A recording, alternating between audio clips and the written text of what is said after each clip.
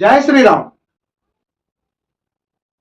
Jubilee hills ఎన్నికలు సమీపిస్తున్న కొద్దీ రాజకీయంగా ఎత్తుకు పై ఎత్తులు వేస్తూ మాటల యుద్ధాలు చేస్తున్నా, లేకపోతే ఇంకా మందు యుద్ధాలు చేస్తున్నా, లేకపోతే మూటల యుద్ధాలు చేస్తున్నా, ఎలా చేసినా అంటే ఎవరి ప్రయత్నాలు వాళ్ళు చేస్తున్నా ఒక్క విషయం మటుకు కొంత సంచలనమైనట్టుగానే చెప్పుకోవాలి. ఆ ఒక్క విషయము అజరుద్దీన్ గారికి మంత్రి పదవి ఇవ్వడం అనేది చాలా స్పష్టంగా తెలుస్తున్నది.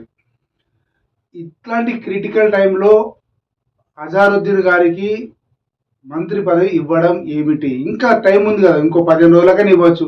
ఇన్ని రోజుల నుంచి లేని పరిస్థితి, ఇన్ని రోజుల నుంచి లేని ఆ లోటు ఈ వారం రోజుల్లోనే, ఈ ఎలక్షన్ టైంలోనే గుర్తుకొచ్చిందా? ఇంకా 10 రోజుల తర్వాత అయితే పెద్ద వచ్చే నష్టం ఏముండే అనే ప్రశ్న వస్తున్నది. ఈ ప్రశ్నకు కారణం ఏంది అని అంటే, అదేదో మరాఠా మంత్రి కూడా ఎవరు ఉంటాడు, మా రాజనాల పాత సినిమా కాలంలో రాజనాల ఉంటాడు కదా జానపద గేయాల్లో, వాని జానపద సినిమాలలో వాని ప్రాణం ఎక్కడ ఉంటుంది అంటే సప్త సముద్రాలు దాటినాక మర్రి చెట్టు త్వరలో ఉన్న ఆ పావురంలో ఉంటుంది. ఆ పావురం నువ్వు కాలిరితే వీని కాలు ఇరుగుతుంది, ఆ పావురం రెక్కలు ఇరితే ఈయన చేతులు ఇరుగుతాయి, ఆ పావురం బొండ్రికి అవుతుంది, ఈయన పానం పోతుంది అని చెప్పని ఎట్లయితే ఒక కథ ఉంటుందో, ఇప్పుడు తెలంగాణలో కాంగ్రెస్ యొక్క పరిస్థితి కూడా అట్లాగే తయారైందన్న విమర్శలు వస్తున్నాయి.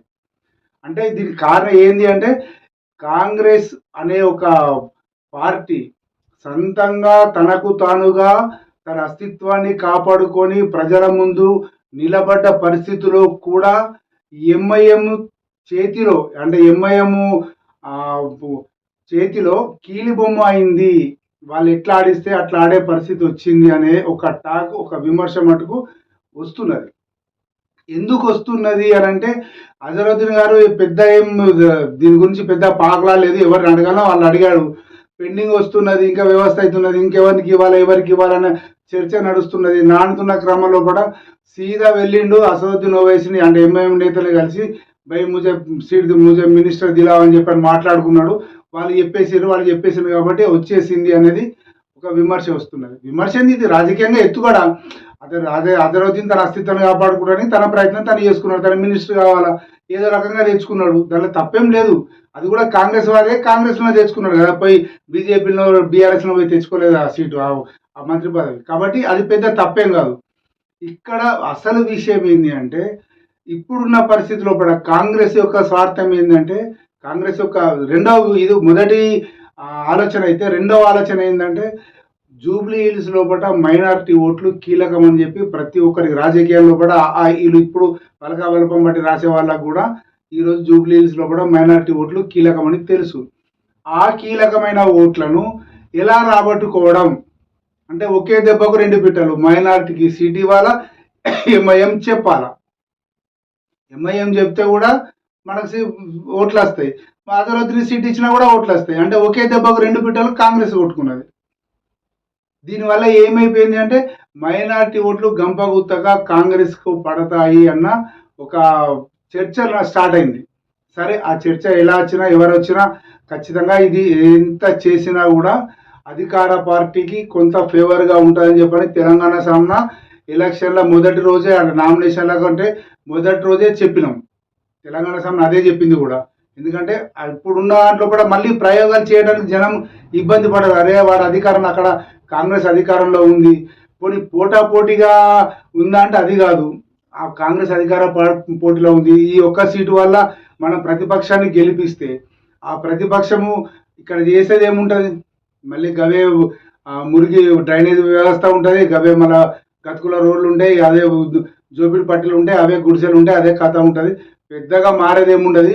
అధికారంలోకి కాంగ్రెస్ వ్యక్తిని గెలిపించుకుంటే అంతో ఇంతో కొంత మేలు జరుగుతుంది. కనీసం అడగచ్చు. వీళ్ళనైతే అరే బాగా ఇస్తలేడని డైరెక్ట్ చెప్తారు, కాంగ్రెస్ వాడు ఇస్తలేడని బీఆర్ఎస్ వాళ్ళు చెప్తారు, బీజేపీ వాళ్ళు చెప్తారు. కానీ కాంగ్రెస్కి అవకాశం లేదు. ఖచ్చితంగా బాధ్యత తీసుకోవాల్సి వస్తుంది. ఇవ్వకపోయినా చేసుకోవాలి, చేయకపోయినా బాధ్యత తీసుకునే పరిస్థితి వస్తుంది. ఇతరుల మీదకి నెట్టేసే పరిస్థితి రాదు. సో అంతో ఇంతో ఈ ఎన్నికలు, ఈ ఉప ఎన్నికలు కాంగ్రెస్కు ఫేవర్గానే ఉంటాయి. దీన్ని గెలిచిన తర్వాత లేకపోతే ఇంకా ఎన్నికల తర్వాత ఇది నా విజయంగా రేవంత్ రెడ్డి చెప్పుకుంటాడు. ఇది ప్రజల ఆలోచన విధానం అని చెప్పి చెప్పుకున్నంత శక్తి ఉండదు. మనం అది చేసినాం ఇది చేసినాం కాబట్టి నా మీద నమ్మకం కొద్దీ గెలిపించారు కాబట్టి మీ అందరికీ శతకోటి వందనాలు అని చెప్పి బహిరంగంగా చెప్పేస్తాడు. అయిపోయింది కథ. అంటే ఇదంతా వీళ్ళ ఆలోచన విధానాలన్నీ కూడా తన ఖాతాలో వేసుకుంటారు రేవంత్ రెడ్డి. ఉప ఎన్నికల అంశం ముగిసిపోద్ది. కానీ ఇక్కడ పరిస్థితి ఏంటంటే ఎవరికి సీట్ ఇస్తున్నారు, ఎట్లా సీట్ ఇస్తున్నారు అనే విషయం. అంటే గెలుపుకు ఒకటే మార్గం ఉంటుంది, గెలుపుడు అంతే. ఎట్లా గెలుస్తా అంటే ఎట్లా గెలుస్తేంది, గెలవడం ముఖ్యం కదా. కానీ గెలిచిండు అంతే, అయిపోయింది. కాబట్టి గెలవడం అనే పాయింట్లో కనుక ఆలోచిస్తే రేవంత్ రెడ్డి గారు దాదాపుగా ఈ రాజకీయాల్లో అజరుద్దీన్ మినిస్ట్రీలోకి తీసుకోవడం వల్ల కొంత విజయం సాధించినట్టే జూబ్లీ హిల్స్కి సంబంధించి.